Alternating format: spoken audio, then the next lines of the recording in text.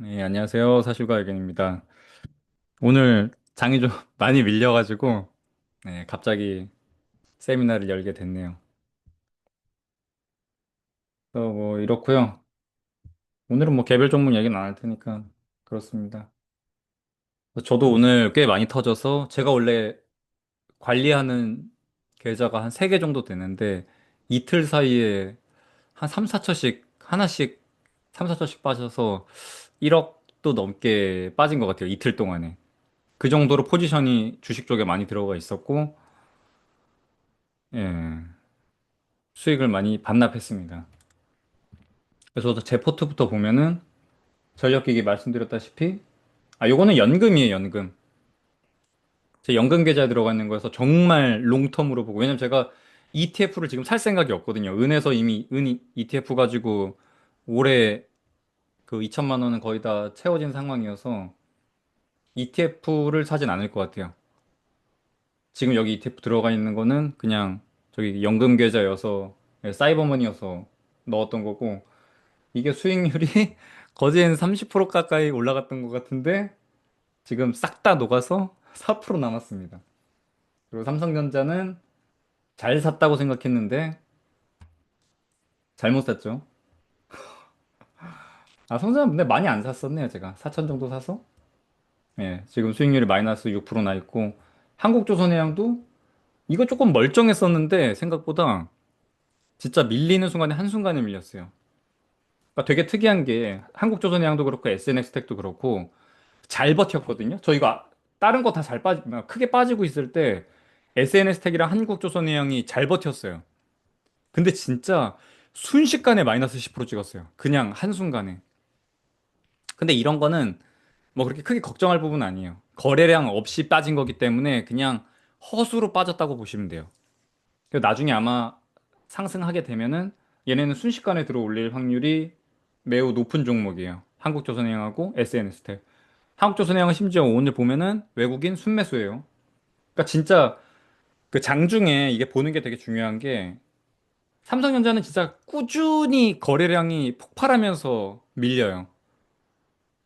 그래서 오늘도 아마 거래량 봉 찾아보면은 거래량이 많을 거예요. 그러니까 이게 한 스텝 한 스텝 정말 한옥과 한옥과 하면서 쭉 밀린 삼성전자랑 한순간에 막 10개 호가씩 잡아먹으면서 밀린 한국조선해양 SNS택은 분명히 달라요, 상황이. 진짜 거래량이 없이 그냥 매수 호가가 없어서 사이버 그냥 숫자로 예, 8만 원, 8만 원이네. 내가 9만 원 샀는데 8만 원 됐네요. 8만 원으로 찍힌 게 이건 언제든지 거래량이 늘어나면은 제자리를 찾아갈 확률이 굉장히 높아요. 근데 제가 항상 막 엄청 급락할 때 기다리라고 하잖아요. 그게 이런 것 때문에 그래요. 그냥 진짜 호가창이 텅텅 비어서 그냥 이렇게 쭉 밀린 건데 이걸 가지고 진짜로 이 가격인 줄 알고 여기서 내가 매도를 던지면은 받아주는 사람이 없어서 그냥 훅훅 밀려요. 그래서 그냥 기다리세요. 급락할 때는. 그냥 무조건 기다리세요. 내가 기다렸는데 더 밀렸어. 제가 그 알테오젠이나 막 ABL 바이오 같은 거 보면은 반등 없이 그냥 기다리는 대로 그냥 쭉쭉쭉 밀려서 내려갔거든요. 상관없어요. 기다리세요. 10번 중에 기다려가지고 반등 나오는 게 훨씬 많아요. 그러니까 그냥 기다리는 거를 규칙으로 정하세요. 나만의 원칙으로. 한두 번 내가 진짜 기다렸는데 쭉쭉 밀려. 상관없어요. 나중에 내가 나머지 9번, 8번 해서 기다렸다가 반등 나오는 거 먹을 수 있기 때문에 그거 구분하는 게 쉽지가 않아요. 특히나 여러분은 직장도 다니고 있고 그래서 저 같은 경우에는 종목이 몇 개 안 되니까 장중에 이걸 내내 보고 있단 말이에요. 개별 종목 다 차트창 열어놓고. 그래서 한순간에 밀리는 게 눈에 보여요. 거래량 얼마 터지지도 않는데 호가창이 비어서 쭉쭉 밀리는 게 보여요. 그래서 그런 종목을 이런 급락 시기에 찾아두는 게 되게 중요해요. 나중에 이거 한번 보세요. 당연히 삼성전자가 반등 엄청 빠르게 올라갈 거고요. 왜냐하면 주도주기 때문에. 올라갈 때 삼성전자 하이닉스가 주도해서 올라갔던 것처럼 급락할 때도 삼성전자랑 하이닉스가 주도해서 내리고 다시 반등할 때도 삼성전자랑 하이닉스가 주도해서 올릴 거예요. 그러니까 지금 해야 될 일은 본인 포트폴리오에 개 잡주 있는 거 있죠. 어디 저기 막 코스닥에 있는 찌끄레기들 막 들어가 있는 거 있잖아요. 어디 듣도 보도 못한 바이오 주식이나 뭐 제약, 막 신풍제약 이런 거 있잖아요. 그런 거를 이번 기회에 삼성전자나 하이닉스로 바꾸면 돼요. 그냥 좋은 기회라고 생각하세요. 이번 기회에 포트를 좀 조정을 해야 돼요. 이렇게 급락할 때. 그런 쓰레기 같은 것들 정리하고, 그러니까 어차피 현금화 시킬 필요가 있잖아요. 너무 막 쭉쭉 밀리고 내가 무서워. 그러면 현금이 필요해. 그러면 어차피 정리하는 거면 삼성전자 이런 거 정리하면 안 된다니까요. 멀쩡한 거 내비두고. 제가 지금 잡주가 이거 SNS 태그 잡주라고 보기에는 제가 오늘 눈앞에서 본 게 있어서 저도 이거 잡주라고 표현은 안 하는데 얘도 원래는 잡주라고 제가 얘기를 했을 거예요. 제가 장중에 이걸 확인을 안 했으면. 그 호가창이 빈 상태에서 밀려서 지금 이게 이렇게 마이너스 11%, 마이너스 11% 진짜 많이 찍혀 있네요. 저 이거 플러스 10몇 프로게. 아, 진짜 이상하네. 아무튼 얘도 원래는 잡주예요. 제가 지금 이렇게 말할 때 아마 예를 들었을 거예요. 저보고 만약 현금화라고 하면은 SNS 때 5천만 원 있는 거 딱 현금화 시키면은 2억 중에 그냥 20% 30% 현금화 시키면 되는 거니까 요거 합시다라고 얘기할 것 같은데 장중에 봐서 이거 얘기 안 하는 거예요. 근데 아무튼 얘도 제가 안 봤으면 얘가 그냥 걔 잡주인데 요런 거를 삼성전자로 스위칭하는 게 좋을 것 같습니다라고 얘기할 거예요. 그러니까 계속 제가 작년부터도 말씀드렸지만 반도체 주식을 가운데다가 놓고 그 옆에다가 곁다리로 뭐 이런 자기가 하고 싶은 거 조방원이 됐든 뭐 바이오가 됐든 그런 거 이렇게 옆에 껴놓는 거예요. SNS 텍도 어떻게 보면 하이 리스크 하이 리턴으로 제가 한 20% 30% 정도 들고 간 거예요. 근데 얘도 반도체 소부장이에요, 결국에는. 그러니까 반도체 섹터를 들고 가면서도 하이 리스크 하이 리턴인 애를 조금 넣었다고 보시면 돼요. 저는 이 포트가 되게 마음에 들어서 이거 제가 안 움직인 지 한 2, 3주 됐죠. 제가 요즘 그냥 회전율이 없어요. 저기 장인어른 포트폴리오 한번 1, 2주 전에 1주? 네. 저번 주에 한번 채운 것 같고. 그쵸. 저번 주 월요일에 채웠고. 그거 외에는 와이프 계좌도 하나도 안 만진 것 같아요. 진짜 말 그대로 포트폴리오 딱 짜놓고 회전율 거의 0이었어요. 안 움직이고 있습니다. 근데 지금도 똑같아요. 지금 이렇게 봐도 나쁘지 않아요. 지금 저보고 제가 항상 손절할 때 생각해 보는 게 딱 하나 있는데 내가 만약 지금 현금을 들고 지금 상황을 맞이했으면 이걸 살까? 이 가격에? 한국조선해양을 지금 38만 원이면 진짜 많이 내려오긴 했네요. 38만 원에 살까? SNS 택을 8만 원에 살까? 살 거 같으면 두는 거고, 나보고 지금 SNS 택을 8만 원에 살 거냐고 물어봤을 때, 난 지금은 안 살 건데? 그러면은 손절하면 돼요. 그러니까 마지막 허들이 저한테는 그거였어요, 항상. 지금 이 가격에 너 살 거야? 그 기회 준다고 하면? 근데 어느 하나 제 지금 포트폴리오에서는 뭐 정리할 건 없는 것 같아요. 해서 만약에 본인 아무튼 종목 중에 제가 드리고 싶은 말은 이렇게 급락할 때 그냥 기회라고 생각하세요. 내가 들고 있던 잡주들을 중앙에다가 이렇게 봉긋하게 반도체를 중심으로 다시 재편한다고. 그쵸. 제가 지금 이렇게 조금 평온할 수 있는 거는 다 현금이어서 그래요. 그러니까 제 돈이잖아요. 대출 하나도 없고 뭐 현금으로는 나쁘지 않고 근데 이제 막 레버리지를 썼거나 뭐 대출을 받은 자금이거나 기한이 있는 자금이거나 내가 결혼을 해야 된다거나 집을 사야 된다거나 뭐 전세금 돌려줘야 된다거나 그런 약한 돈이 아니에요. 저는 돈마다 다 힘이 다르다고 생각하는데 지금 제가 가지고 있는 거는 사실 저희 가게는 그렇게 중요한 부분은 아니에요. 현금 유동성에 전혀 문제가 없는 돈이기 때문에 이게 뭐 1년을 들고 가도 사실 전혀 나쁘지 않아요. 근데 지금 만약에 좀 부담스러운 분이 있다고 하면 제 생각에는 그 레버리지를 조금 덜어내는 게 좋지 않을까 싶어요. 이게 좀 길어질 수 있어요. 이게 길어지는 게 저는 진짜 말이 안 된다고 생각하는데 중간 선거가 있는데 저는 저 트럼프가 왜 전쟁을 일으켰는지가 진짜 너무 이해가 안 돼요, 사실. 갑자기? 뭔가 정치적으로 조금, 뭐라 해야 될까? 이런 도박수를 던져야 될 정도의 뭔가가 있는 게 아닌가? 앱스타인에서 뭔가 트럼프 이야기가 나온 게 아닌가? 그걸 이제 이스라엘 쪽에서 물고 들어줬고, 미국이 전쟁을 일으켜주는 조건으로 트럼프를 덮어줬다? 뭐 그런 건가? 그러니까 전 너무 이번에 요 사건이 사실 예상하기도 힘들었고, 우리가 좀 많이 빠졌어요. 유난히. 제가 뒤쪽에서도 뭐 보여드리겠지만, 보시면, 나스닥? 나스닥은 그냥 계속 횡보해요. 제가 저번에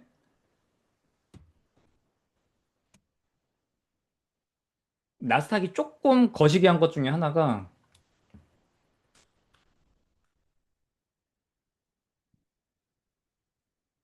제가 요 정도까지 봤을 때, 여기가 이걸 이제 둥근 천장이라고 하는데, 이게 둥근 천장.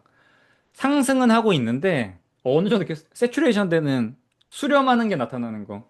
올라갔다가 상승하는데 계속 약해져, 힘이. 올라갔다 상승하는데 힘이 약해져. 계속 벽을 막고 있죠. 26,000에서. 이거 둥근 천장이라 그러는데 크게 봐도 둥근 천장을 이루고 있고 미세하게 봐도 계속 둥근 천장이에요. 그래서 나스닥은 크게 밀리진 않았지만 딱히 오르지도 않고 예, 그냥 박스권 안에서 횡보하는 정도. 그래서 고가 대비 밀렸다고 얘기해 봐야 6%. 한 달, 두 달, 세 달, 네 달. 거의 넉 달을 그냥 횡보만 하고 앉아 있다. 그러니까 얘는 사실상 변동이 별로 없었죠. 오히려 전쟁을 일으킨 건 미국인데 미국은 아무 일도 없어요, 사실. 이 정도 변동성은 뭐 평소에도 일어날 수 있는 거기 때문에. 그다음 뭐 중국? 중국도 뭐 별거 없죠. 두 달 동안. 그냥 횡보. 니케이? 니케이가 이제 우리나라랑 많이 연동이 돼서 보는데, 보시다시피, 니케이는 올해 연초부터 5만에서 6만까지 한 20% 정도가 되게 빠르게 올라갔고, 우리나라는 4천에서 6천까지 50%가 올라갔어요. 그러니까 지금 이렇게 많이 빠진 거는 우리나라가 많이 올라서 많이 빠진 거예요. 진짜 그냥 딱 한 문장으로 얘기하면 요거밖에 없어요. 많이 올라서 많이 빠진 거예요. 이란 전쟁은 사실 그냥 트리거가 됐을 뿐인 거고. 왜냐면 이게 관심이 없어요. 정작 당사자인 미국 증시는. 중국도 딱히 못 잃었고, 대만, 각권, 니케이, 우리나라. 최근에 날라다녔던 얘네 위주로 해서 많이 빠졌습니다. 근데 그 중에서도 니케이도 보면은 연초부터 상승했던 10,000포인트에 대한 절반 정도, 5,000포인트 정도 돌렸고요. 우리나라도 보면은 4천에서 6천 갔다가 절반인 1,000 덜어내고 5천까지 왔어요. 그러니까 비율로 보면 얼추 비슷한 거예요. 연초부터 올라갔던 부분에 대한 절반 정도 반납했다. 그리고 진짜 제가 보기에는 특히나 우리나라가 크게 두들겨 맞는 것 중에 이유 중에 하나는 이게 은이 최근에 폭락을 몇 번 했었죠. 저도 그래서 65불에서 제가 은 잡아놔서 지금 여기 포트 안에 들어가 있는 건데 얘 아직도 30%잖아요. 은이 한번 크게 밀려서 그때 막 쇼스퀴즈가 났네 어쩌네 막 난리가 난 적이 있었는데 아 쇼스퀴즈가 아니죠. 아무튼 그 선물 청산당하는 것 때문에 난리가 난 적이 있었는데 그때 우리나라가 진짜 미친 듯이 밀렸어요. 그때도 동일하게 우리나라 증시가 헐헐 날아다니고 있었고 전 세계 포트폴리오를 운영하는 어떤 펀드 회사 입장에서는 자산운용 회사 입장에서는 가장 현금화하기 좋고 지금 많이 수익을 내고 있고 그 마침 고평가야. 근데 지금 내가 어떤 원자재 쪽에서 터져서 현금이 필요해. 뭐를 팔 것인가? 제일 먼저 떠오르는 게 제가 봐도 이머징 마켓에서 예, 대만, 일본, 한국 딱 여기가 현금화 시켜서 그 담보 마진콜 들어온 거에 대한 담보 정리하기 제일 좋은 게 우리나라가 정말 그냥 딱 좋지 않나. 그래서 은이 올라줘야 돼요. 우리나라는 은이 빠지면 안 돼. 근데 진짜 이란 전쟁 이후에 좀 골 때리는 상황이 있는 게 이란 전쟁이 터지고 뭐 여기 당연히 원유가 오른 거는 그냥 특수한 상황이죠. 원자재가 다 올랐다라고 보기보다는 원유가 오른 거예요. 호르무즈 막힌 것도 그렇고 이란에서 생산하고 있던 원유량도 그렇고 특수한 상황 때문에 오일이 오른 거고 골드 보면은 골드 많이 내려왔죠. 은도 많이 내려왔습니다. 비트코인은 또 올랐어요. 비트코인은 근데 왜 오르는지도 몰라요. 저는 이거 지금도 몰라요. 예전에 러시아 터졌을 때는 러시아에 있는 돈들이 동결되니까 뭐 비트코인으로 바꿔서 밖으로 나갔다 뭐 이런 말들이 있었는데 그때는 이해가 됐는데 지금은 얘가 왜 오르는지 전혀 몰라요. 이란이 그렇다고 뭐 비트코인이 많았거나 뭐 부호가 많은 것 같지도 않은데 지금 이 비트코인 시장을 돌릴 정도의 뭔가 강한 유동성을 발휘할 수 있나 이란이? 저는 그건 어렵다고 보거든요. 그래서 비트코인은 사실 많이 빠져서 그냥 반등이 나왔다. 그 정도인 것 같아요. 그 다음에 채권? 채권도 빠졌죠. 채권 3.9까지 내려갔던 게 4.1까지 순식간에 올라왔죠. 제가 계속 말씀드리는 게 뭐야, 미국 채권은 전혀 뭔가 안전자산으로서의 역할을 못해요. 엣지 지금 뭐 들어와 있는데 엣지가 최근에 뭐 채권 정리해야 되지 않나 뭐 이런 얘기 해가지고 제가 그때 그랬죠. 채권이 안전자산인가? 채권이? 심지어 미국 채권이? 도대체 안전자산이라는 게 뭐죠? 위험자산이 내려가면 반대 포지션으로 움직여주는 게 안전자산인데 없어요, 그런 게 요즘은. 전쟁 났더니 금이 빠져. 그럼 뭐 채권이 올라? 채권도 빠져. 비트코인? 비트코인 이 새끼는 이거 뭔지 모르겠어요, 요즘은. 뭐 인플레를 해지하는 용도인지 뭐 얘는 이제 그런 게 다 없어졌어요. 이게 멍청한 게 포지션을 잘못 잡은 게 원래 탈중앙화 어쩌고 저쩌고 해가지고 응? 금융위기 이후로 지금의 시스템을 못 믿기 때문에 생긴 뭐 탈중앙화 어쩌고 저쩌고 그런 거를 슬로건으로 내걸고 나온 게 비트코인인데 이제는 제도권에 들어가가지고 제도권의 뭔가 법 안으로 들어가기 시작하면서 본인의 정체성을 잃어버렸죠. 그래서 그냥 한낱 투자처로서의 역할밖에 못해요. 그냥 그게 다예요. 제가 보기에는. 그 얘는 오히려 남들이 이게 재산이 아니라고 믿을 때 나만 이게 재산처럼 느껴질 때 비트코인이라는 거 자산이 맞아.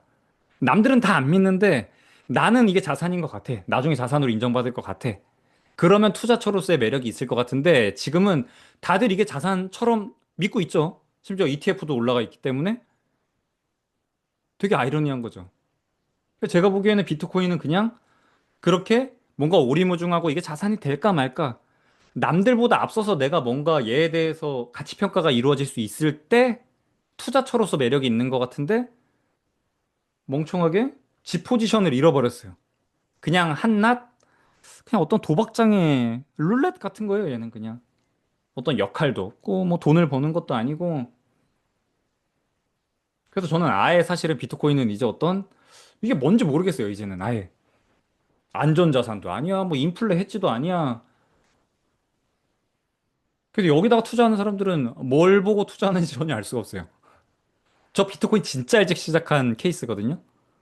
대한민국에서 진짜 저는 되게 일찍 시작한 편이에요. 저는 이더리움 그 클래식으로 나뉘기 전에 했었어요. 꽤 큰 돈으로. 그러다 이제 부모님한테 걸려가지고 네, 안 하게 됐는데 그리고 나서 코로나 때 갑자기 비트코인이 엄청 사람들이 믿기 시작하더라고요.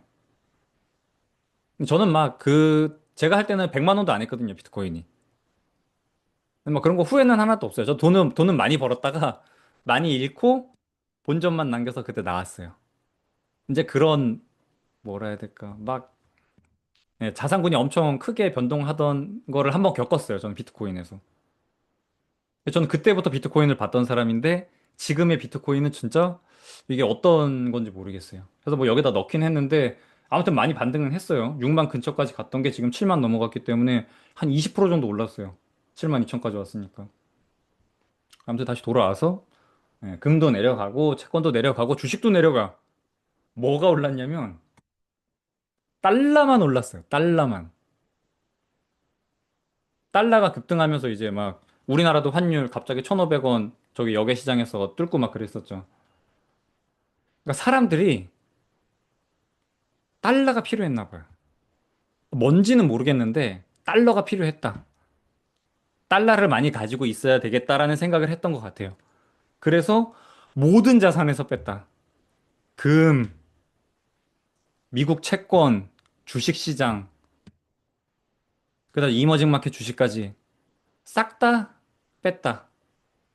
그래서 현금을 들고 있는 게 아닌가. 그냥 고정된 것 같아요. 지금 아무튼 자산군이 되게 이상하게 움직이고 있어요.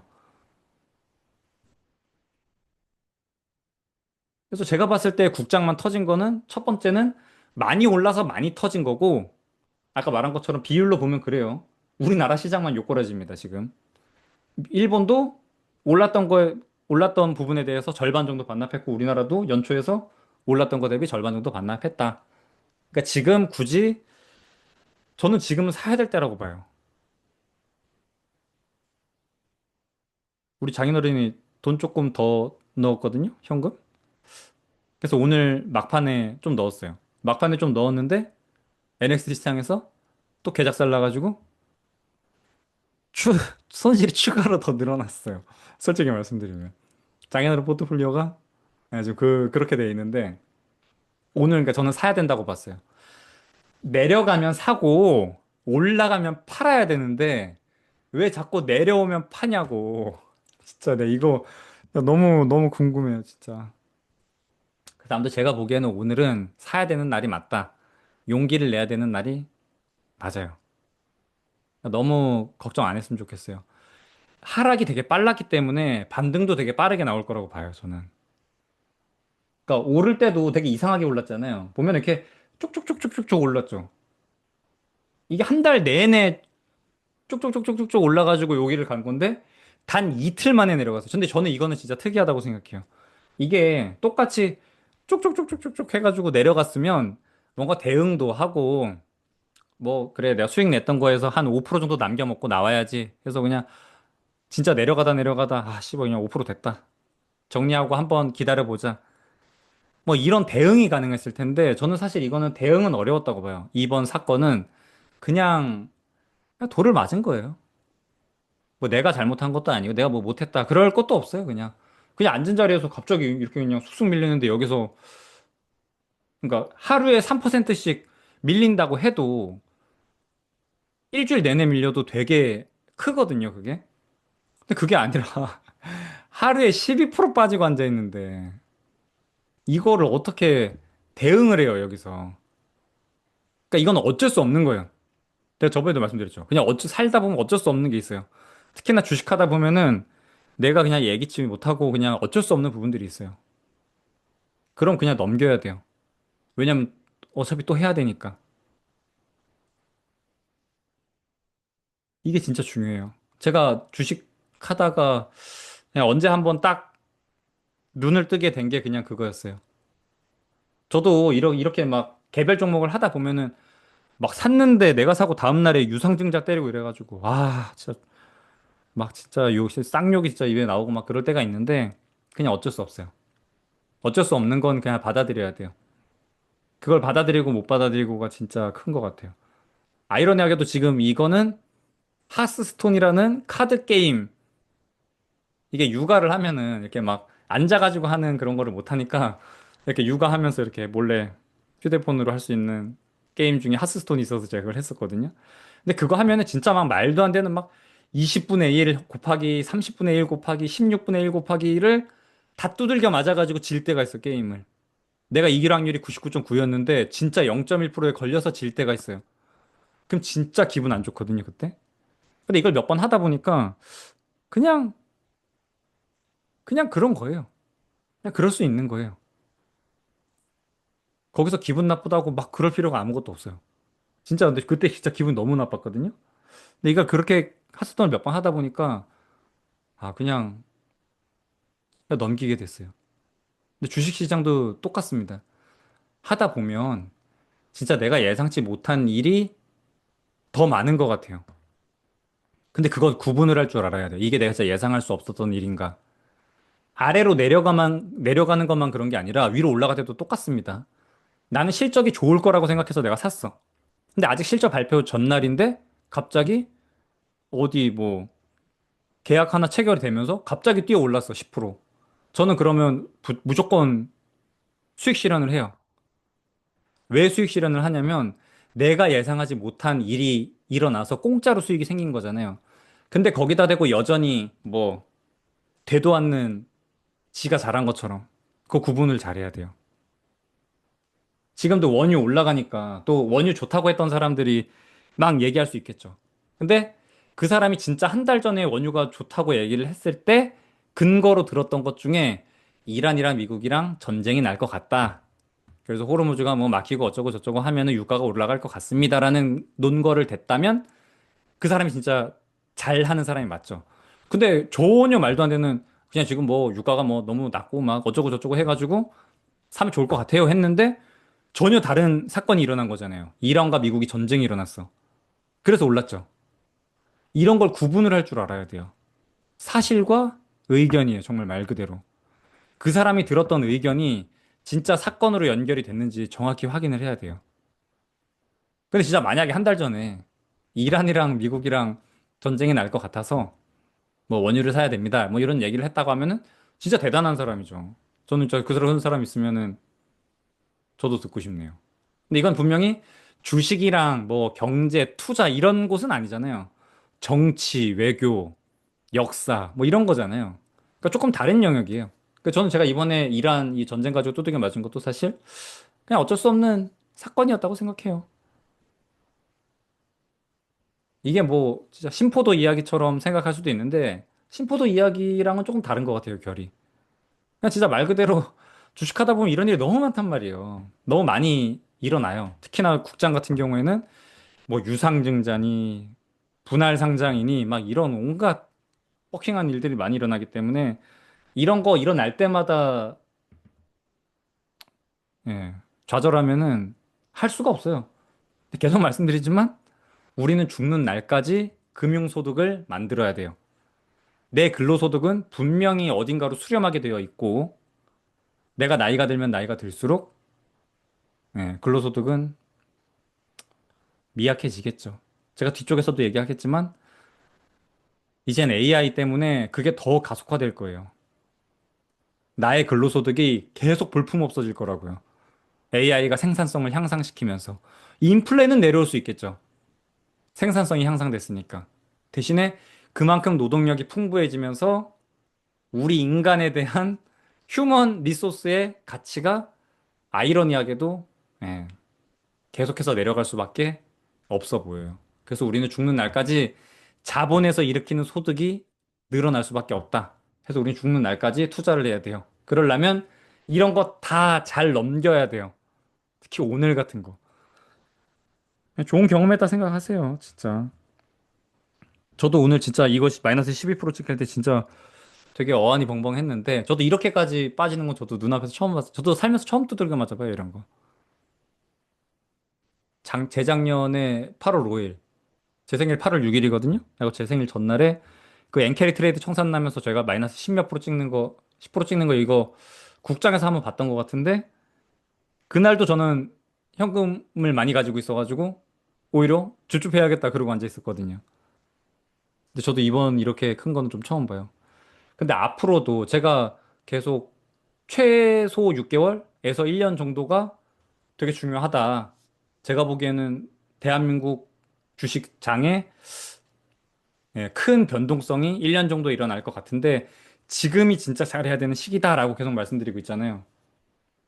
얼마 안 남았어요. 절대 오늘, 어제 오늘 해가지고 빠진 거 가지고 너무 상심 안 했으면 좋겠어요. 해야 돼요, 해야 돼. 주식창 지금 열어보기 무서운 거 아는데 열어야 돼. 눈앞에 마주해야 돼요. 아니, 나라고 이런 거 올리고 싶겠어. 이거 캡처 떠가지고. 마이너스 11% 찍혀 있는 거. 근데 봐야 돼요, 여러분. 더 자주 봐야 돼요. 족 같은 거 아는데 더 자주 봐야 돼요. 막 껐다가 한 번, 어플을 한 번 열 때마다 이게 막 내려가는 거예요, 진짜. 근데 저는 그럴 때 좀 봐요. 일부러 봐요. 그래서 저는 최근에 돈이 되게 쉽게 많이 벌었었잖아요. 그럴 때도 자중하려고 노력해요. 주식이 너무 잘 될 때는 제가 찬물 샤워하러 가고요. 그냥 가. 찬물 틀어. 그리고 한 3분 정도 하고 나와요. 요즘 진짜 찬물로 해놓고, 이제 조금 날이 풀렸는데, 최근에 한 두 달 정도 진짜 찬물 틀어놓고 있으면은, 진짜 온몸이 막 찢겨지는 느낌 나거든요? 근데 그렇게 한번 좀 정리를 하고 와요. 내가 너무 흥분할 것 같아서. 지금 도파민이 막 돌고 있단 말이에요. 그래서 그거 억제하려고 그냥 가서 찬물 뒤집어 쓰고 한번 와요. 그렇게. 그리고 이렇게 주식이 많이 밀릴 때는 저는 항상 규칙을 정해놨어요. 제가 차를 되게 좋아하거든요. 그래서 무조건 가서 일단 커피포트에 뜨거운 물부터 올려요. 근데 요즘 차를 많이 마시고 있어. 요즘 차를 많이 마시고 있어요. 지금도 한잔 하고 있고. 그렇게 좀 본인만의 규칙을 정하세요. 감정은 정말 투자할 때 그냥 개쓰레기예요. 무조건 빼야 돼요. 계속 가운데 유지하려고 노력을 하는 편이에요, 저는. 흥분할 때는 찬물 샤워하러 가고, 너무 빠져가지고 디프레스 될 때는 그냥 차를 마셔요. 규칙이에요, 규칙. 근데 그러면 좀 괜찮아요. 이거 그냥 저만의 방법이에요. 그리고 이거 아무튼 보세요, 여러분. 마주하세요, 그냥. 이게 현실이고, 지금 내 자산이 이렇게 되어 있는 거예요. 그리고 이제 아까 말한 것처럼 명확하게 판단을 해야 돼요. 내가 손절을 해야 되는 건 뭐고, 여기서 뭐 정리해야 될 게 있는지 없는지, 혹시 현금을 좀 들고 갈 필요가 있다. 그러면은 지금 저 같은 경우에 만약 저보고 현금이 들고 가라고 하면은 어떻게 할 거냐면은 다 10%씩 팔 거예요. 10%씩 빼서 현금 만들 거예요. 20% 필요하다? 다 20%씩 뺄 거예요. 제 포트에선 제가 보기에는 지금 정리할 건 없어요. 그런 식으로 마주하세요. 본인이 지금 포트에 들어갔는데 여기 막 뭐야 신풍제약 이런 거 들어가 있다. 신풍제약 오히려 안 빠졌을라나? 제가 보니까 우리 와이프 거 대용제약 뭐 저기 대용 맞죠? 대용제약이 그나마 좀 잘 버틴 것 같더라고요. 대용제약 뭐 아무튼 막 이상한 잡주 어디 뭐 게임 어쩌고 저쩌고 아니면은 뭐 엔터 또 뭐 있을까 뭐 풍력 친환경 어쩌고 이딴 거 들어가 있으면 다시 메인으로 포트를 좀 재편할 필요가 있다. 진짜 눈 딱 감고 나중에 보니까 걔가 많이 올라가 있을 수도 있겠죠. 근데 그런 거 개의치 마세요. 그냥 이런 습관을 가지세요. 그냥 이럴 때. 이렇게 폭락이 오면 마침 그냥 포트 재조정한다. 삼성전자 사고 싶었잖아요. 지금 완전 세일하고 있잖아요. 최근에 지금 고점 대비 이틀 만에 20 몇 프로 빠졌죠. 진짜 많이 빠지긴 했네요. 20 몇 프로 할인 행사하고 있는 거잖아요. 20%. 이제 사면 되겠네. 그렇게 생각하세요.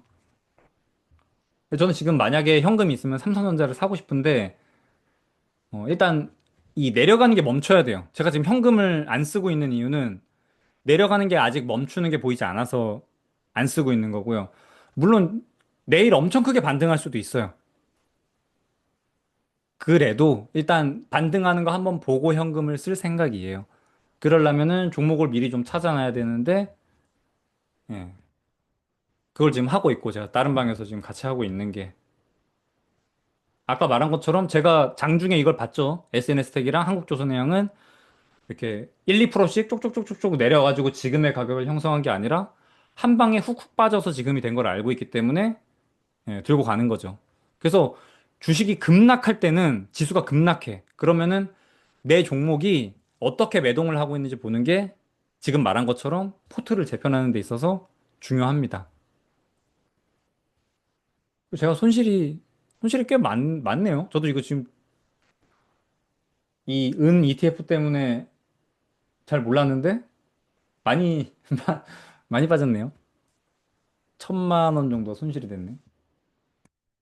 여기가 한 3, 4천 그래도 수익이 났던 것 같은데 아무튼 많이 빠진 상황입니다, 저도. 그다음에 또 은이 좀 올랐으면 좋겠어요. 은이 올라야 우리나라한테 부담이 좀 덜해요. 은이 자꾸 저렇게 밀려가지고 빠지면 아까 말한 것처럼 어떤 자산이 밀려서 마진콜 나면은 우리나라 자산부터 정리합니다. 근데 지금 또 하나 되게 특이한 게 있는데 ETF 미국에 상장되어 있는 것 중에 EWI라고 제가 맨날 말하는 그 한국 대형주들 모아놓은 ETF가 있는데 그게 최근에 그러니까 삼성전자랑 하이닉스가 너무 오르면서 그 EWI에서 삼성전자 비중이 28%까지 갔대요. 근데 한 종목의 최대치가 25%로 정해져 있어서 3%를 뭐 덜어내야 된다 해서 1조를 매각할 것이다. 2월 말에. 뭐 그런 얘기가 이미 돌았었어요. 근데 이제 역으로 삼성전자랑 하이닉스랑 많이 빠졌으니까 채워야 되지 않을까요? 삼성전자랑 하이닉스? 그렇게 역으로 생각하면은. 그리고 요즘 들어오는 자금의 성격이 되게 중요한데, ETF로 사잖아요, 요즘. 요즘 어르신들이 현금 은행에다 꽁꽁 싸놨던 자금들, 저기 뭐 증권사 가가지고 뭐 삼성전자 주세요. 뭐 이렇게 그렇게 주문한단 말이에요. 보면은. 그럼 이제 보통 저도 누가 저한테 주식 어떻게 사, 그러니까 주식은 일단 사기로 했어. 근데 저 같은 경우에 주식 하지 말라고 해요, 보통. 물어보지도 말라고 하고. 근데 주식을 이미 마음 먹은 사람이 저한테 물어보면은 저도 그냥 ETF 사세요 해요. 근데 무슨 ETF를 사냐면은 우리나라 사람들이 제일 좋아하는 게 지금 반도체 ETF. 이거 어지간하면 증권 자산운용사에 다 있어요. 하나씩 다 상장돼 있어요. 반도체 ETF. 그다음에 그냥 보편적으로 코덱스 200. 그다음 이제 뭐 방산, 한화, 예, 조선 뭐 이 정도겠죠. 근데 누가 뭐래도 아까 말한 반도체 ETF랑 코덱스 200의 가장 큰 비중을 차지하는 게 삼성전자랑 하이닉스이기 때문에 다시 추가 자금이 들어와서 들어올린다고 해도 그런 식으로 ETF로 들어올 거기 때문에 예, 최대한 메인으로 있는 삼성전자랑 하이닉스에 들어가는 게 좋을 것 같습니다.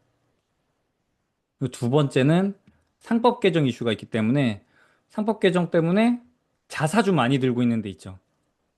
그리고 여기서 또 하나 재밌는 거는 되게 주주 친화적이었던 기업은 오히려 별로예요, 지금. 굉장히 주주한테 쓰레기처럼 했던 놈들이 법으로 인해서 친화적으로 돌려야 되는 상황이기 때문에 오히려 저평가 받던 놈들이 이제 고평가로 바뀌는 시점이에요. 그러니까 주주 친화적이었던 기업은 오히려 보면 안 돼요. 가장 큰 게 뭐 맥쿼리나 메리츠 요런 데 있죠. 오히려 걔네는 원래도 주주 친화적이었단 말이에요. 그러니까 그런 애들 보지 말고 자사주 매입해가지고 개인 경영권 방어하는 데 쓰고 이런 쓰레기 새끼들 있죠. 그런 종목들이 오히려 예, 좀 빛을 보지 않을까 싶습니다. 그런 종목 찾는 게 요즘 일이에요. 자사주 많이 가지고 있고 PBR 낮고 주주 친화적이지 않고 이런 기업들. 근데 제가 저보고 만약에 어떻게 고를 거냐 하면은 가운데다가 예, 반도체 아까 말씀드린 대로 삼성이나 하이닉스 담고 삼성 하이닉스 같이 담을 필요 없어요. 제가 보기에는 삼성전자가 더 좋아요. 삼성전자가 지금 파운드리 이슈가 아직은 남아 있어요. 하이닉스는 돈은 잘 벌죠. 뭐 메모리도 있고 HBM 이슈도 있고 좋아. 다 좋은데 어차피 삼성전자가 지금 HBM 진짜 따라잡았는지 안 따라잡았는지 저는 몰라요. 저는 제가 항상 기술적인 부분은 여러분한테 얘기 안 하잖아요. 근데 그냥 그 소재? 뭐라 해야 될까? 증시 밸류를 평가하는 데 있어서 HBM도 이제 어느 정도 삼성전자도 하이닉스처럼 똔똔이 쳐서 해주는 것 같고 메모리 말할 것도 없고 근데 하이닉스보다 삼성전자가 조금 더 유리한 거는 파운드리에 대한 언급이 지금 전혀 안 되고 있어요. 근데 아무튼 뭐 제가 삼성전자 다니는 친구들한테 물어보면은 예, 파운드리 쪽이 좀 괜찮다로 듣고 있습니다. 그래서 추가 밸류로 나올 수 있는 게 삼성전자가 예, 파운드리 때문에 조금 더 있지 않나. 그래서 저보고 만약에 담으라고 하면은 예, 삼성전자를 담을 것 같아요. 그 삼성전자랑 아무튼 하이닉스랑 같이 살 필요 없어요. 저는 진짜 왜 같이 사는지는 전혀 모르겠어요. 어떤 이유를 들던 간에 뭐 ETF여서 반도체 ETF여서 뭐 그런 말을 다 해도 삼성전자든 하이닉스든 중복이에요. 제가 보기에는. 근데 기왕이면 파운드리 모멘텀도 가지고 있는 삼성전자가 조금 더 낫다고 저는 보고 있습니다. 그 상법 개정이라 저 PBR 찾는 거는 이건 각자 합시다. 제가 여기서 뭐 개별 종목 언급하는 거는 조금 그런 것 같아요. 그리고 저는 지금 어차피 저는 길게 한 내년까지는 충분히 예, 7, 8천도 간다고 보고 있는 쪽이에요, 저는. 충분히. 정부의 의지가 너무나 강해요. 저는 이재명 대통령이 지금의 상황을 약간 본인의 사명처럼 생각하는 것 같아요. 아니, 뭐, 대단한 뭐 그런 표현보다 그냥 본인한테 주어진 임무라고 생각하는 것 같아요. 진정성? 그게 막 저기 보수에서 얘기하는 뭐 중국 공산당처럼 만드네 뭐 그런 거는 저는 모르겠고 아무튼 저분은 진짜로 할 것 같다고요. 부동산도 저는 잡을 것 같아요. 그럼 이제 또 막 그런 얘기 하겠지. 뭐 100년 동안 뭐 부동산이 잡힌 적이 없고 과거에도 민주당이 부동산 때려잡는다고 할 때마다 올랐다고 뭐 이런 얘기를 하겠죠. 근데 이미 다르잖아요.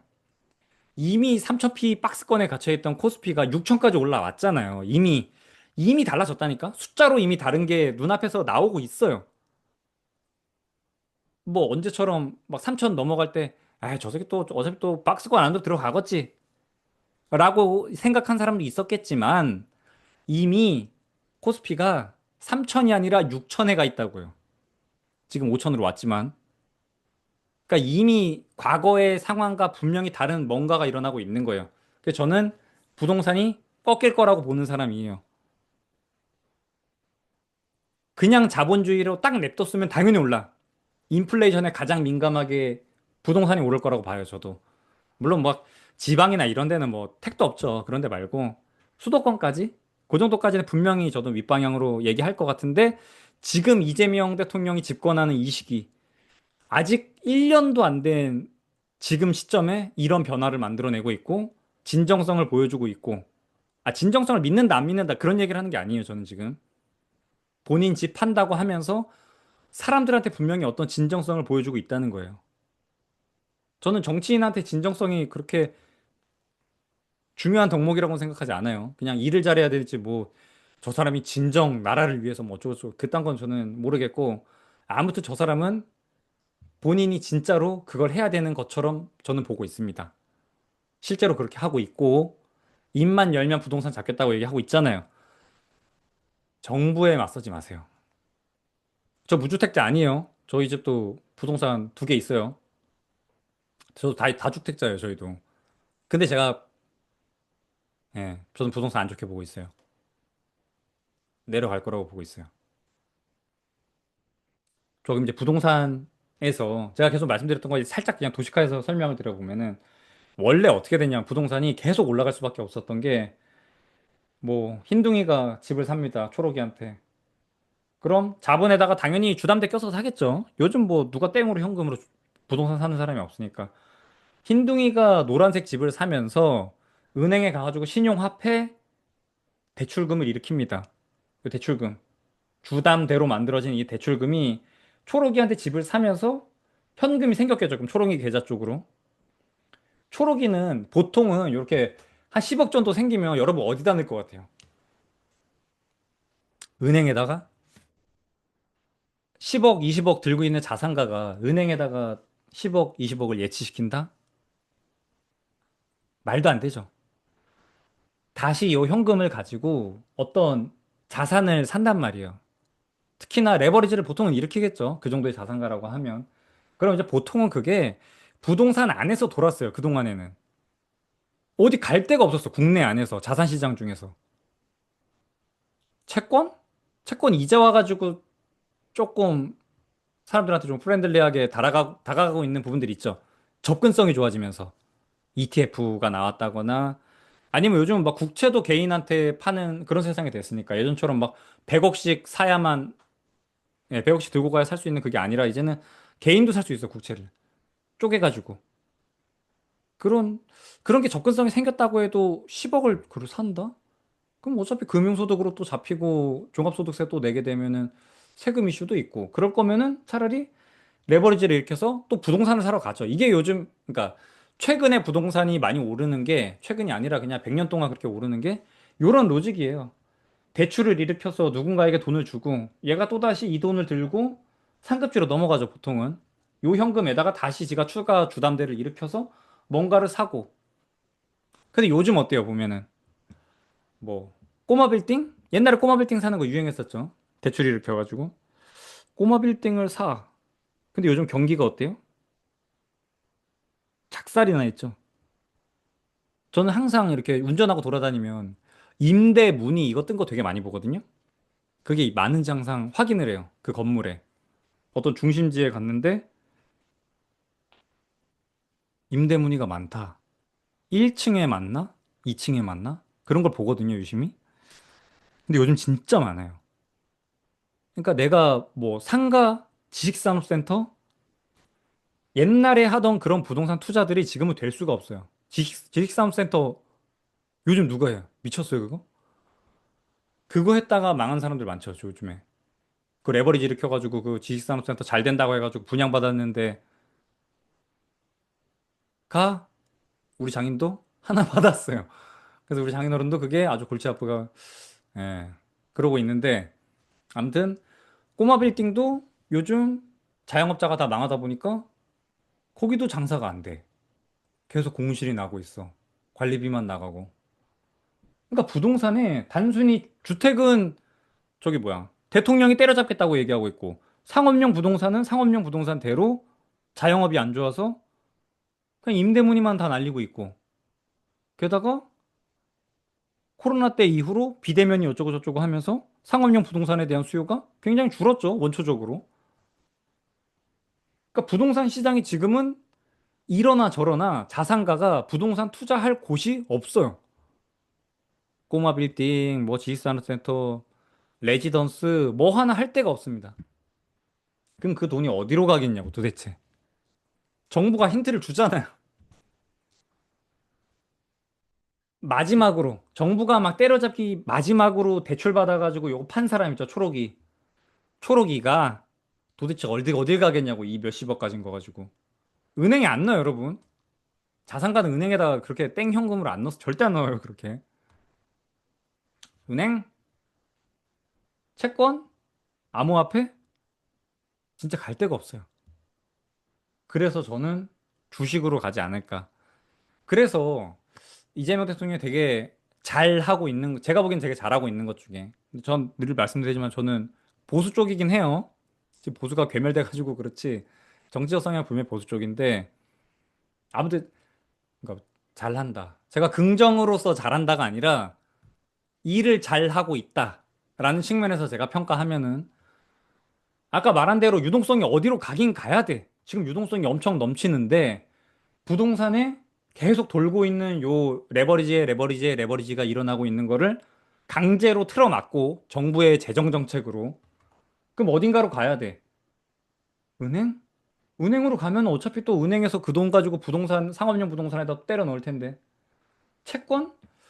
지금 은행이 그러니까 뭐 사람들이 그 큰 돈으로 채권에 대한 신뢰도도 그렇고, 접근성도 그렇고, 또 돈을 묶어놔야 되잖아요. 쉽지 않단 말이에요, 이게.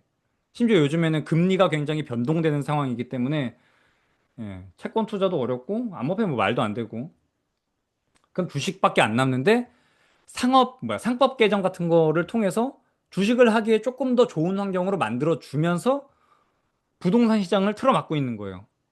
그러니까 엄청 잘하고 있죠. 레버리지는 일으켜서 유동성은 넘쳐나는데 어딘가로 보내긴 보내야 돼. 근데 옛날에는 주식시장이 3,000피에 막혀가지고 맨날 박스권을 하고 있기 때문에 사람들이 잘 안 갔을 텐데 지금은 상법 개정 같은 걸 통해서 주식시장으로 투자하기 좋은 환경을 만들면서 부동산을 때려잡고 있단 말이에요. 그러니까 주식시장이 그렇게 올랐죠. 삼성전자는 하이닉스가 왜 많이 올랐어요? 부동산에서 넘어오는 자금의 특성상 부동산에 투자하던 사람들이 갑자기 와가지고 SNS 텍 같은 이런 거 안 산단 말이에요. 한국조선해양 이런 거 안 산단 말이에요. 삼성전자 사겠죠. 그러니까 삼성전자가 저렇게 하루에 10%씩 올라가지고 지금 삼성전자가 10% 빠진 거긴 한데 예, 상황이 그래요. 제가 보기에는. 삼성전자가 10% 올랐던 이유는 부동산 투자자의 특성상 삼성전자를 살 수밖에 없었다고. 강남의 알짜, 역세권에 있는 알짜 부동산을 샀던 사람들이기 때문에 주식시장에 와서도 가장 메인 강남에 있는 삼성전자를 샀다. 그래서 그냥 저렇게 말도 안 되게 올라갔다.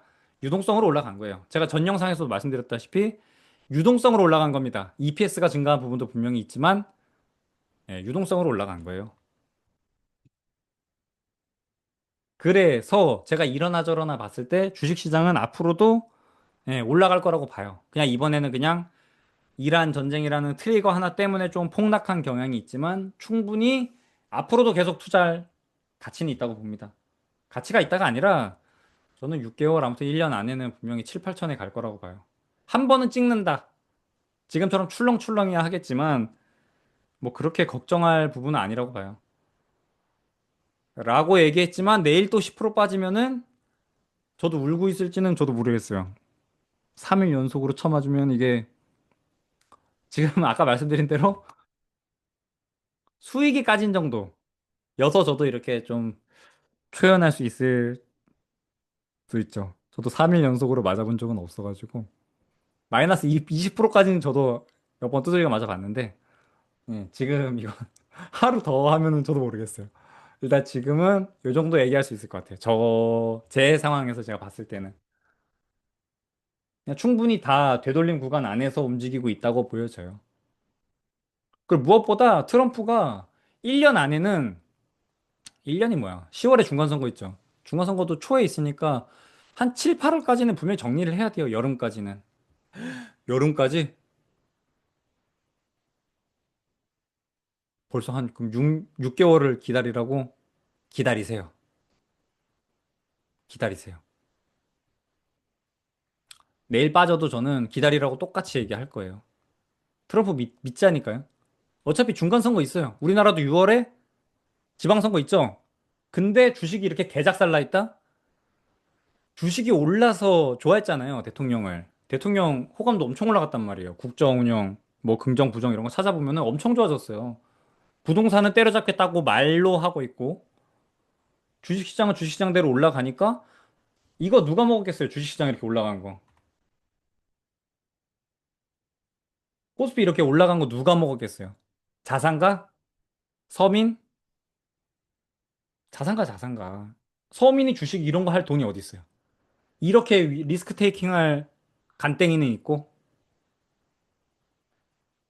그러니까 이재명 대통령은 자산가의 마음도 샀고, 부동산 때려잡겠다고 하면서 서민들의 마음도 샀고, 지금 상황, 지금이 아니지. 엊그제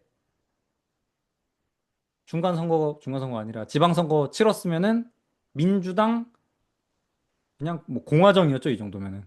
그냥 개 압승했을 텐데, 밀렸으니까, 뭘 해주겠지. 대통령이 또 뭐 해줄 겁니다. 그래서 저는 요즘 좀 좋아졌어요, 솔직히. 아주 고맙게 생각하고 있어요. 근데 다시 한번 이 아픈 마음을 치료해준다? 삼성전자로 올려서? 뭐 더 좋겠지. 똑같이 생각하겠죠. 저 분당에 뭐 아파트 내놓으셨다고 했는데, 제가 지금 여기 ETF 얘기한 것 중에 제가 생각했을 때는 보란 듯이 주식을 사실 것 같단 말이에요. 분당 판 걸로. 보여주기 좋잖아요. 그렇지 않을까요? 그럼 제가 요즘 통박 걸리는 것 중에 하나가, 뭐 살까? 대통령은. 대통령이 ETF 사면 뭐 살까? 제가 보기에는 그냥 무난하게 그냥 코스피 200, 코스닥 150 이렇게 살 것 같긴 해요. 왜냐면 이게 대통령이 어떤 특정 종목을 사는 게 말이 안 되잖아요. 그래서 그냥 주식 시장 전체를 살 것 같긴 한데 그래도 뭔가 좀 송곳처럼 뭔가 있지 않을까. 저는 99%는 그냥 코스피 200을 살 거라고 보고 있습니다. 그래서 만약에 샀다는 얘기가 나오면 또 한 번 이렇게 펌핑되는 게 오지 않을까요? 그래서 제가 보기에는 이래저래 호재도 많고 앞으로 들어올 유동성도 상당히 많다. 그렇게 보고 있어요. 여기서 말하는 은행 이자 지금 가봐야 3%도 안 나와요. 인플레가 몇인데. 그리고 인플레가 되게 재밌는 게 우리가 YOY만 보잖아요. 전년비. 여러분 잘 봐요. 국밥을 뭐 7,000원이던 거를 10,000원으로 올렸다고 쳐봐요. 3,500 올렸어요. 50%가 올랐어요. 그럼 다음 연도에 국밥이 인플레이션으로 봤을 때는 50%가 올라가지고 와, 나라 망했다. 겁나 많이 올랐다. 막 이랬는데 1년 지나 봐요. 1,500원이 된 국밥값이 11,000원이 됐어. 500원 올랐네. 그럼 갑자기 인플레이션이 막 줄어든 것 같죠? 인플레이션 상승률이 줄어든 건데 물가 상승률이 줄어든 거죠, 말 그대로. 그런 거예요, 그런 거. 한 번 올라간 국밥값은 내려오지 않아요. 근데 한 번만 업소빙하면 되는 거예요, 그거를. 한 해에만 반영하고 그 다음 해로 넘어가면 오히려 기저효과 때문에 내려간 것처럼 보인다. 그래서 물가는 우리가 알게 모르게 이미 어마어마하게 올라가고 있습니다. 근데 그건 다들 체감하지 않아요? 저기 정부에서 발표하는 인플레랑 내가 실제로 장 보러 갔을 때 느끼는 인플레랑 차원이 다르잖아요. 저 옛날에 등산 다닐 때 고봉민 김밥 하나 들고 올라가는 거 되게 좋아했거든요. 근데 요즘은 고봉민 김밥이 작아졌어요. 슈링크플레이션이라고 하죠. 요즘 막 뭐 사면은, 과자도 뭐 사면은 가격은 그대로인데 양이 줄어들었어요. 그 인플레를 커버하기에는 지금의 금리 가지고는 정말 택도 없습니다. 근데 고액 자산가가 은행에다 넣어놓는다? 말도 안 돼요, 그거는. 그거는 고액 자산가가 아니어가지고 할 수 있는 생각이에요. 은행에다 안 넣어놓습니다. 아주 많은 부분을 뭐 부동산이 됐든 주식이 됐든 자산의 형태로 가지고 있을 거예요. 그냥 단순히 현금이 아니라.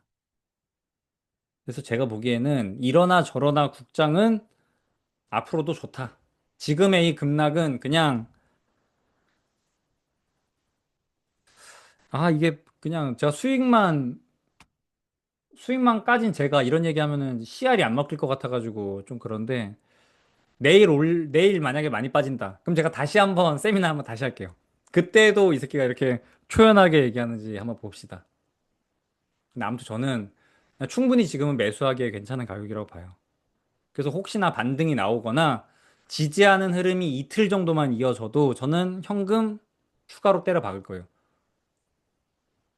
제가 현금이 보니까 이렇게 막 찾아보니까 한 20% 정도 있는 것 같은데 그때 집행할 예정입니다. 그래서 요약하면 손실이 많이 났을 때 오히려 더 쳐다보세요. 한 시간마다 열어가지고 빠지면 속상한 거 아는데 예, 분명히 본인 포트 열어서 한번 점검을 해야 돼요. 어디 개 잡주 들고 있는 거 있으면 그거 팔고 그걸 팔아서 현금화를 하던가 아니면 삼성전자나 그동안에 못 샀던 삼성전자나 하이닉스 사가지고 포트를 좀 건실하게 요렇게 가운데다가 반도체를 놓고 양옆에다가 하이리스크 하이리턴으로 재배치하는 기간으로 가졌으면 좋겠고 우리나라가 유독 터진 거는 보시다시피 나스닥 진짜 전쟁을 일으킨 미국은 별일이 없는데 우리나라만 터진 거는 그냥 많이 올랐다. 그래서 많이 반납했다. 그렇게 보는 게 맞을 것 같아요. 근데 그 와중에 되게 특이한 거는 주식도 빠지고 채권도 빠지고 원자재도 빠지는데 비트코인은 모르겠어요. 이거는 내가 왜 올랐는지. 이상하게 달러 인덱스만 많이 올랐다. 사람들이 달러가 많이 필요했던 것 같은데 전쟁 때문인지는 몰라도 지금 안전자산이랍시고 치부받는 게 다시 결국엔 돌돌 따가 돼버렸다. 돌돌 딸이 돼버렸습니다. 우리나라 국장 같은 경우에는 부동산에 있는 유동성을 주식시장으로 계속 땡겨오고 있는 흐름이 있기 때문에 저는 앞으로 1년 안에는 분명히 아까 말씀드렸던 7, 8천 정도는 찍지 않을까 보고 있습니다. 그리고 그 사람들이 보통 ETF를 통해서 매매가 들어오기 때문에 제가 지금 종목을 고른다고 하면은 반도체 ETF, 코스피 200, 코스닥 150 안에 있는 특히나 비중이 높은 애들. 내가 뭐 바이오 사고 싶다? 그러면은 바이오 ETF 안에서 비중이 높은 애들을 포트에 넣는 게 좋지 않을까. 거꾸로 얘기하면은 그런 ETF 안에서 비중을 아주 작게 차지하고 있거나 ETF 안에 들어가지도 못하는 놈들은 본인 포트 안에서 비중을 10% 이내 굉장히 적게 가져가는 게 좋지 않을까라고 보고 있습니다. 그래서 지금은 종목을 잘 골라야 되는 시기예요. 포트를 잘 정비해야 되는 시기이기 때문에 나중에 반등 나올 거예요. 너무 걱정 안 했으면 좋겠어요. 잘 될 겁니다. 그래서 오늘 여기까지. 제가 준비한 거는 그냥 오늘 꼭 이 말 해주고 싶었어요. 생각보다 매수해야 되는 시점 같다. 팔아야 되는 시점이 아니라 포트 정리만 잘 돼 있으면은 충분히 견딜만 하고 레버리지 특히 쓰지 말고 그리고 절대 하면 안 되는 거 인버스 진짜 미친놈이 아니고서야 지금 인버스 사는 거는 말도 안 되는 거예요. 뭐 해지가 어쩌고 저쩌고 뭐 그런 것도 필요 없어요. 그냥 인버스는 무조건 사지 마세요. 지금 이게 폭락이 이렇게 나왔기 때문에 반등이 나오더라도 엄청 세게 나올 거예요. 그러니까 굳이 예, 개 잡주나 뭐 인버스 같은 거 가지고 한 방에 많이 하겠다 뭐 이런 거 하지 마세요. 회전율 올리는 것도 하지 마세요. 지금 일부 팔아가지고 막 타닥타닥 해가지고 단타 쳐가지고 해보고 싶죠. 그런 거 하지 마세요. 최대한 이럴 때일수록 조금 행동을 좀 무겁게 가져갔으면 좋겠습니다. 내일 아무튼 많이 빠지면은 이제 다시 열게요. 세미나. 그때도 이렇게 초연하게 얘기할 수 있는지는 그때 가서 한번 보십시다. 오늘 제가 준비한 거 여기까지고 질문 있으면은 뭐 궁금한 거 있으면 물어보세요. 뭐 어떤 자산군에 대한 의견이라던가. 저는 진짜 이게 1년 안에 뭔가 대한민국 안에 자산이 굉장히 격변할 걸로 보고 있고 그 자산군이 뭔가 재편이 되면서 그 자산 자체가 아마 우리나라의 계급이 되지 않을까 보고 있습니다. 특히나 그 계급은 엄청 고착화될 것 같아요. AI 때문에 더 이상 개천에서 용은 날 수가 없다. 옛날처럼 뭐 사법고시 패스하고 행시 패스하고 변호사 따고 전 뭐 그런다고 해가지고 바뀔 수가 없어요. 계급이. 예전에는 진짜 그렇게 하면은 뭔가 인생 역전이 되고 이런 게 좀 있었는데 점점 개천에서 용은 말라갈 거라고 저는 보고 있어요. 이게 마지막 기회가 되지 않을까.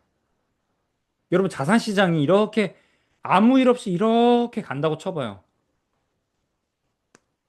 지옥이죠, 지옥. 근로소득만 가지고 자산군이 막 재편이 돼. 근데 되게 운 좋게 우리는 뭐 코로나 때도 한번 이렇게 출렁출렁 하던 게 있었고 비트코인도 어떻게 보면은 한번 그런 변동성을 유발했었고 제가 보기에는 지금도 그런 변동성이 큰 시기가 아닌가 싶습니다. 그래서 지금 잘 준비해서 이번에 뭔가 자산이 많이 커지면 저는 그게 고착화될 것 같아요. 멀지 않았다. 다음에 요 얘기는 다음에 제가 한번 길게 한번 해볼게요. 질문 없으면 오늘 여기까지 하고 끝내도록 하겠습니다. 질문 있으면 나중에 저기 단톡방에도 올려주세요. 다 같이 볼 수 있게. 감사합니다. 빠잉.